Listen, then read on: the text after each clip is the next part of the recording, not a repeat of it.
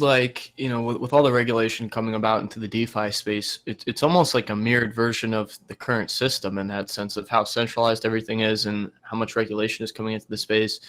Do you think there's a possibility for DeFi to just become a completely mirrored version of, or, basically throwing lipstick on a pig of the current fiat system that we already have? I guess, like, how do you kind of, look at the DeFi system as a whole, but moving forward, kind of the evolution of it in terms of how decentralized it could be, and do you think it will even exist in like 5 or 10 years from now?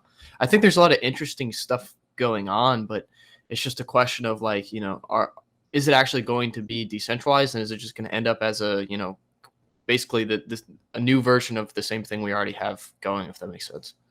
So Chainalysis did some analysis a while back and showed that the vast majority of DeFi volume is like institutional and large whales, right? So it's kind of a mirror of the existing system almost.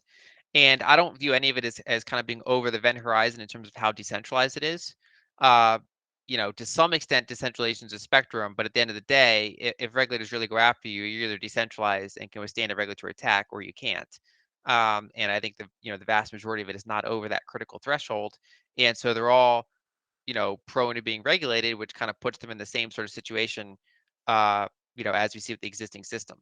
And so I do think that there's interesting code being developed. There's interesting use cases out there. I think decentralized liquidity is useful. Decentralized exchanges are useful.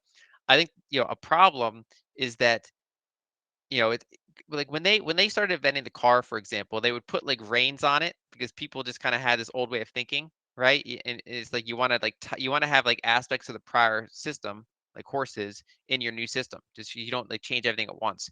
And I think a lot of the concept we're seeing now around like leveraging hypothecation, yields that are not really yields, a lot of that is kind of like reins on a car. It's like an old way of thinking about it. And I think that the way I keep coming back to, I think Bitcoin's innovation. Most other things are kind of like fleas riding on its coattails.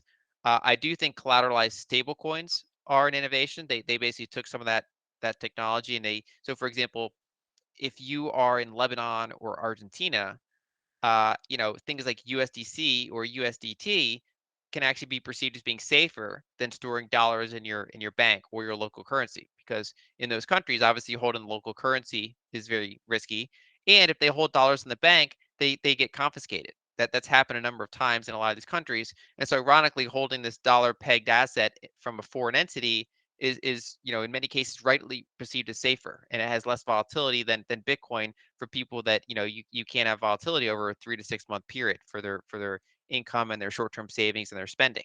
And so outside of Bitcoin and well collateralized stable coins, I think a lot of what we're seeing elsewhere is malinvestment, even though I think some of it eventually can make its way onto future platforms.